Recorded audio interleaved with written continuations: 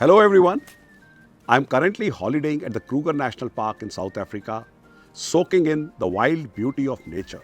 I had some time to my disposal today and thought of making this impromptu recording. No fancy stuff, just me trying out something new.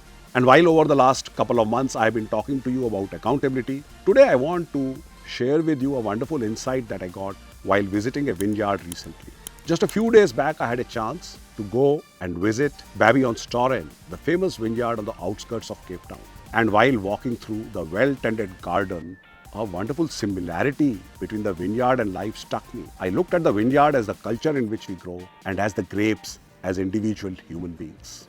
Let me tell you more about it. When we were on the tour of the garden, our host explained to us that the process of making of wine is not just limited to the wonderful, beautiful grape garden that we were witnessing, but it also had a lot to do with the kind of soil, the sunlight, the rainfall, the weather conditions, the climatic conditions, the temperature, and above all, patient and the experienced hand of the grape plucker who knows when and which grape to pluck. And all this is then supported by a very precise and intricate process of fermenting and maturing of grapes into wine. And each of these factors influences the aroma, the texture, and the taste of the wine. Any deviation in any of these factors and the quality of your wine can go really bad. And while every vineyard carries its own signature quality, its own signature taste, yet no two bottles from the same vineyard are ever identical. And that struck me as a wonderful metaphor with human beings. For each one of us is shaped by the conditions that we encounter in our life. Our soil can be the family and the community that raises us. Our climate can be the culture and the values that surround us.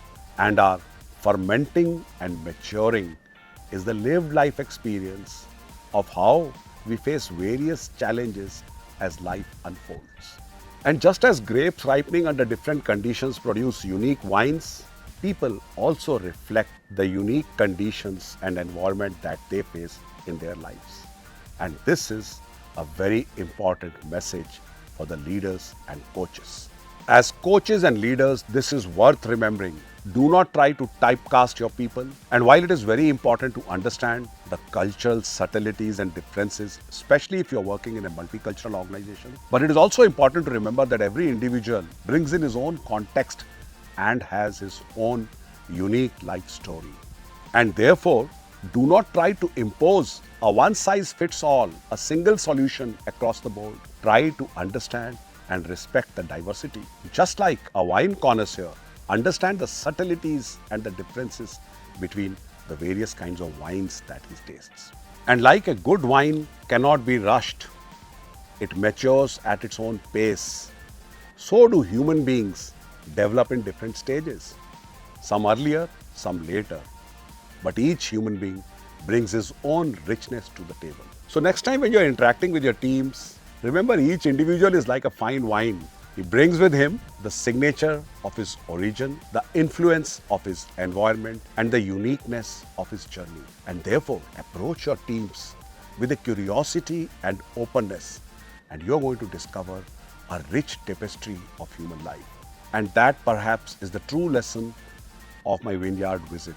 It has reminded me to pause, to savor, and to celebrate diversity and uniqueness of people. I hope you found this podcast interesting. See you next time soon. Till then, bye-bye and Jai Hind.